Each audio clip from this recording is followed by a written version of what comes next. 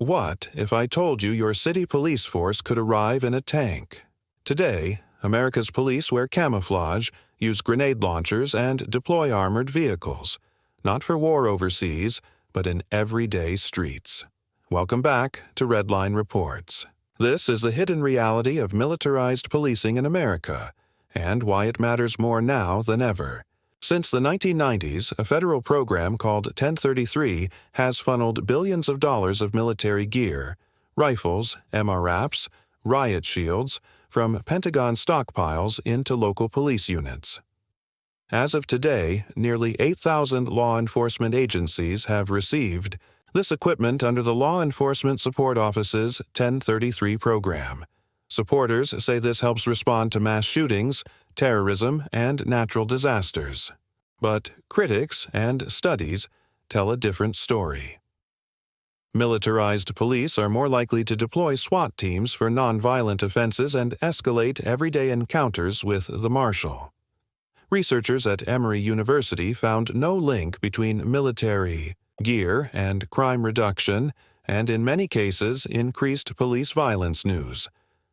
Emory.edu.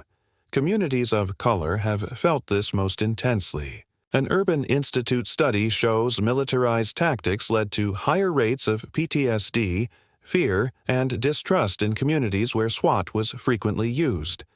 At the same time, over 80,000 SWAT raids occur every year, mostly to serve drug warrants, not battlefield missions. It wasn't always like this. The model began with police modeled after civilian law enforcement. But after events like the North Hollywood shootout and post-9/11 policy changes, military gear became standard. The result? Police now drive armored vehicles, wear tactical gear, and carry military-grade weapons, while tracking protests, social protests, and homeland security operations. One shocking case: a Government Accountability Office probe in 2017 sent fake cop teams into the 1033 program, and they received $1.2 million in military gear in less than a week. No real policing credentials required. This exposed serious accountability failures. In 2014 and 2020, protests in Ferguson and nationwide civil unrest showcased militarized police acting like occupying armies, pushing back public trust. Even President Obama restricted some gear, but most of these restrictions were later reversed.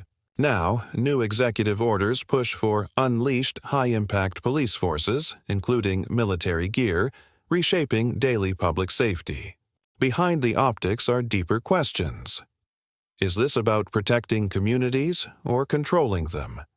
Does survival in a crisis justify turning streets into militarized zones?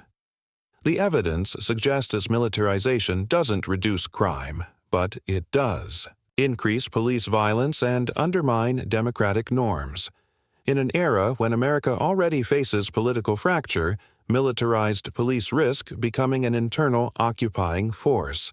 And with ICE, National Guard deployments, and federal crackdowns on cities, the line between police and military fades.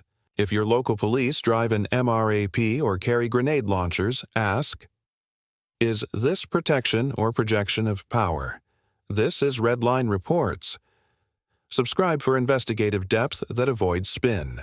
Drop a comment. Do you trust a police force with military gear? And share if transparency matters more than tactics.